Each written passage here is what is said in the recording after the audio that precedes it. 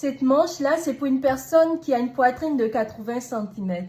Et nous allons l'adapter après à une poitrine de 90, 200, comme on l'a fait dans le corsage. On va aller étape par étape. Alors, pour commencer, la longueur de ma manche est de 26 cm. Alors, les 26 cm, moi, je les ai mis ici. Je vais vous expliquer tout ça.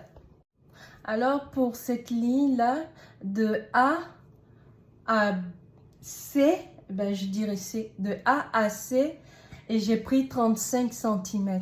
On a dit tantôt A à C, 35 cm. Et de A à B, j'ai pris 26 cm. Pour déterminer la moitié de la manche, la ligne qui passe au milieu de la manche, alors j'ai pris mes 35 cm que j'ai divisé en deux et ça m'a donné un 17,5. À 17,5, j'ai mis un D.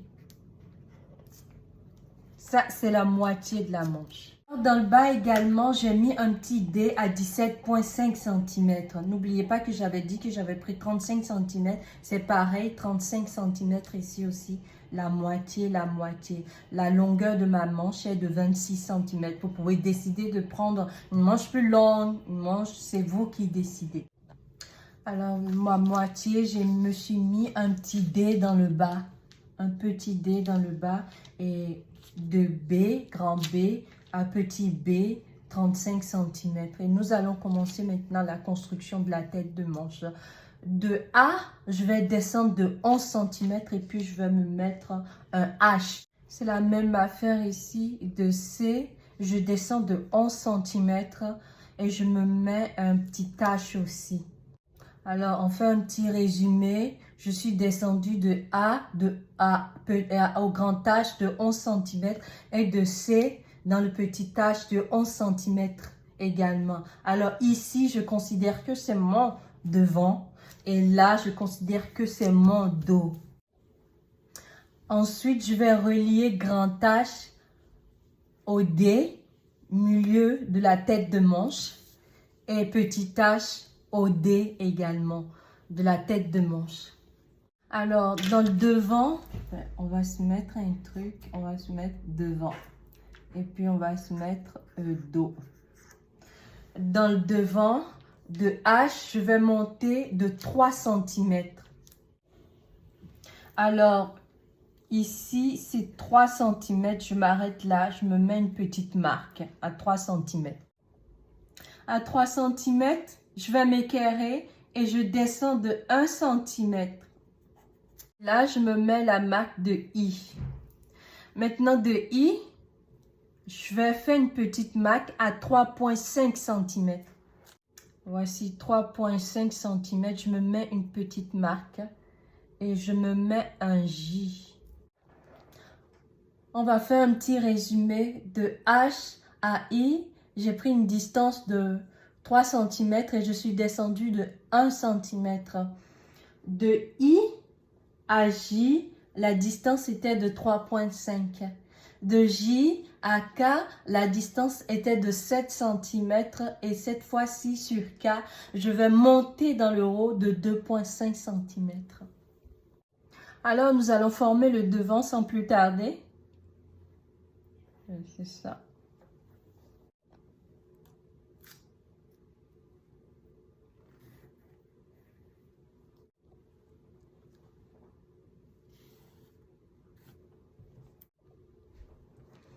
Et pour finir, là.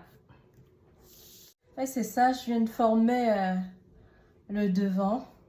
Alors, la tête de manche du devant est déjà fermée. Nous allons entamer celle du dos. N'oublions pas, sur le devant, on met toujours un seul cran pour notifier que nous sommes au devant.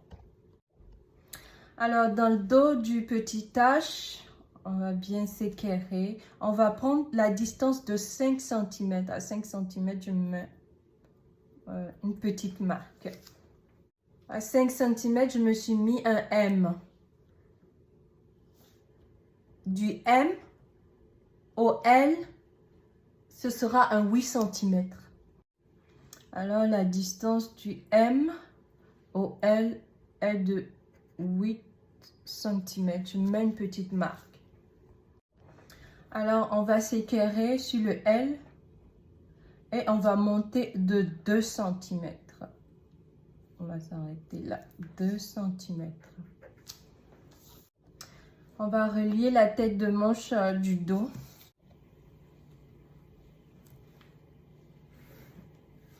Oui. On va continuer. Et on rejoint ici. Normalement, ils sont légèrement arrondis. On fait comme ça. Voilà, c'est encore mieux. Dans le dos, on va se mettre un 2 crans au niveau de M pour notifier que nous sommes dans le dos. Alors, de M à quelques millimètres, on va faire 2 crans. Ça fait le dos et un cran, ça fait le devant. N'oubliez pas le cran du milieu de la tête de manche. Au niveau de votre tour du bras, ici, je donne un exemple, un tour du bras de 20 cm. N'oubliez pas que cette ligne-là, on l'avait faite par rapport à la tête de manche, on l'a faite à 35 cm. Maintenant, si votre tour de bras est de 20 cm, vous faites 35 cm moins un 15, ce qui va vous donner un 20. Ça veut dire que vous devez enlever 15 cm d'ici pour avoir un 20 cm. Sur ce, on fait 15 cm divisé par 2. Ça fait 7,5 de part et d'autre. On n'enlève pas d'un seul côté. Donc, si je me mets ici, le tour de bras est de 20 cm. Ben, j'ajoute un 2 cm pour la couture. Je veux dire 1 cm de chaque bord. Et j'ajoute également 2 cm pour les anses. Je veux dire encore 1 cm de chaque bord. Nous sommes déjà à 24 cm. Alors, il nous reste un 11 cm à enlever, 11 cm divisé par 2 qui est de 5,5 de chaque côté. Alors, je me place ici, 5,5, c'est parfait. Et puis, je viens ici également, 5,5, c'est parfait. Et vous venez relier tout ceci.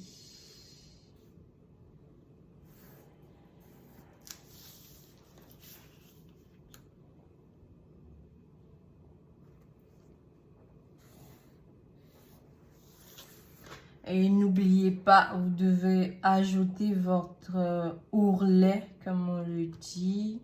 Ça dépend, soit de 2 cm, soit de 3, maximum 4. C'est vous qui décidez. Vous l'ajoutez.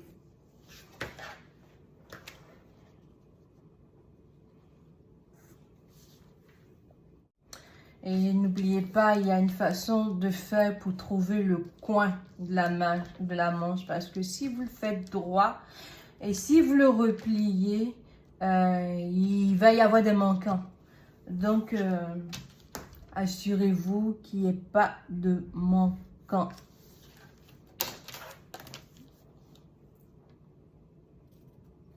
Parfait, c'est ça.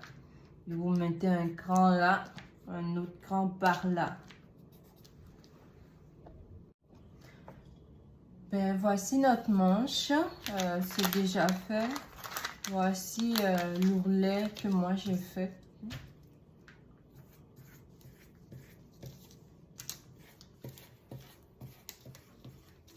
Je lui dis que ça c'est ajouté. Quand je mets des petites bulles, que je l'ai ajouté. Donc c'est ça, moi c'est mon ourlet. Et puis quand je le replie, c'est parfait. Voici ma manche. L'étape suivante, nous allons vous montrer comment on peut ajuster une manche à un chandail. Allons faire un test ensemble. J'avais dit tantôt que quand il y avait un seul cran, c'était le devant.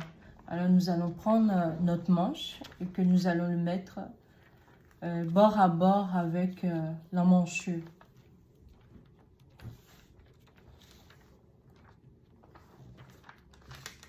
poil mesuré pour pouvoir voir. Il est arrivé à la fin, au milieu de mon emmanchure.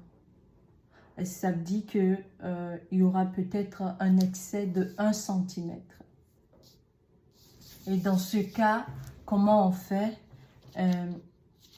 C'est juste que vous enlevez 1 cm. C'est dans le même sens que la gradation. Là. Vous enlevez 1 cm d'ici et vous ne touchez pas à la tête de manche, carrément. Alors, quand je prends également le dos, il est sur 2 crans, je pose sur mon emmanchure de mon chandail, dont la poitrine était de 80 cm qu'on avait dessiné ensemble dans le dos. Alors, c'est parfait, il vient à la fin. Donc, c'est ça que je vous ai dit.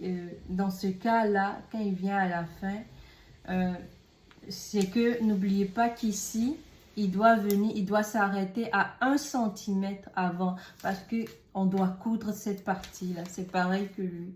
On doit coudre à 1 cm de l'épaule. Normalement, notre fin de manche doit s'arrêter là.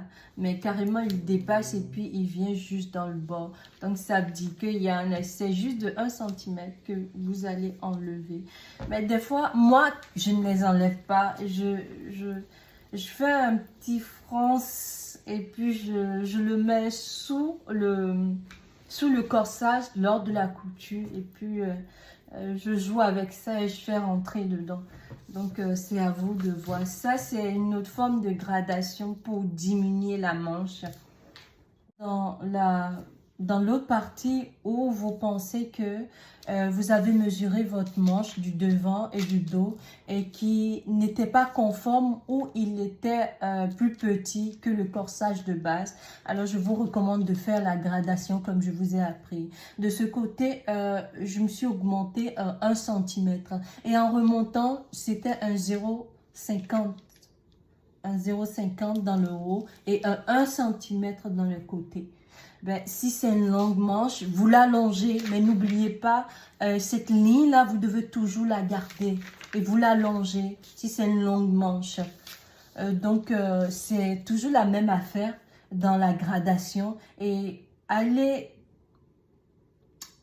petit à petit, je veux dire. Ne faites pas ne prenez pas de grandes mesures. Ce n'est pas bon pour la manche. La tête de manche peut se déformer. Donc, allez, comme je vous ai enseigné ici, un 0,50 et puis un 1 cm, ainsi de suite, ainsi de suite. Vous finirez par trouver votre mesure sur le corsage de base. Alors, ce sera tout pour cette vidéo.